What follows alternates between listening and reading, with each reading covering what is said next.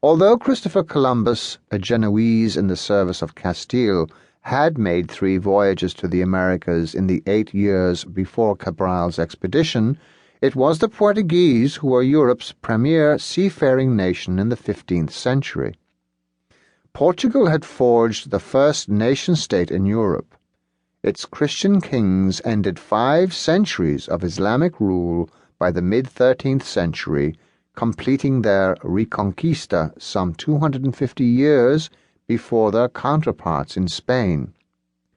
By the late 14th century, Portugal had achieved political stability under the kings of the House of Aviz.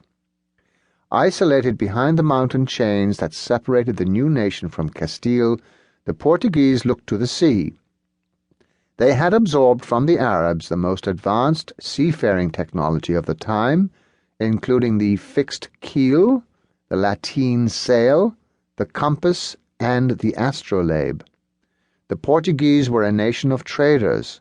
Since feudalism was never very strong in Portugal, the country lacked rigid social hierarchies. Success as a merchant offered a route into the nobility. The Portuguese first established colonies in the Atlantic islands, Madeira, the Azores, and the Cape Verde archipelago. They edged their way down the African coast and into the Indian Ocean, planting a network of fortified trading posts known as feitorias, factories. Lisbon became a thriving port, home not just to Portuguese merchants, but to significant numbers of Genoese, Flemish, and Jewish traders. Both Portugal and Castile sought and obtained papal blessing for overseas conquests in bulls which gave both monarchies the right to possess the New World and to reduce its inhabitants to Christianity. In the Treaty of Tordesillas of 1494, sponsored by the papacy, the 2 monarchies agreed to fix the boundary between their putative empires, 270 leagues further west than the Pope had originally done, as it would turn out, incorporating much of Brazil, as well as Africa, in Portugal's assumptive domain. 3 years later, the Portuguese Vasco da Gama led the first European seaborne expedition to make landfall in Asia, at Calicut in India, returning with cargoes of spices and precious stones. The crown was eager for more, and Cabral's intended destination was India.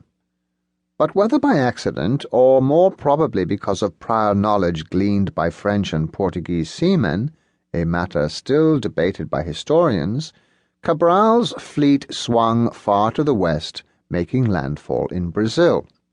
On Thursday, the 23rd of April, it anchored near the mouth of a river at a place the Portuguese would call Porto Seguro, today a popular beach resort. Cabral sent one of his most experienced pilots, Nicolau Coelho, in a boat to investigate the shore. Pedro Vaz de Caminha, the expedition's scribe, described it in a letter to King Manuel what happened next. As he drew near, men began to arrive on the beach in 2s and 3s, so that when the boat reached the mouth of the river, there were 18 or 20 men. They were brown, entirely naked, with nothing covering their private parts.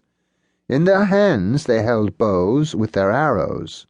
They all crowded round the boat, and Nicolau Coelho gestured to them to put down their bows, and they put them down. They exchanged gifts, Coelho offering a red bonnet, the linen cap he was wearing, and a black hat, and receiving a headdress of red and brown parrot feathers from one, and from another a long string of small white beads. Over the next 9 days, Cabral's fleet landed at several points along the forested coast and made further contact with its inhabitants. The Portuguese were impressed and perturbed by the natives' physical beauty, naked innocence, and simplicity. Camina described the men as having fine bodies and good faces. Their lower lips were pierced with a white bone, their hair was straight, cut above the ears in pudding basin style. Many painted their bodies in red and black vegetable dye.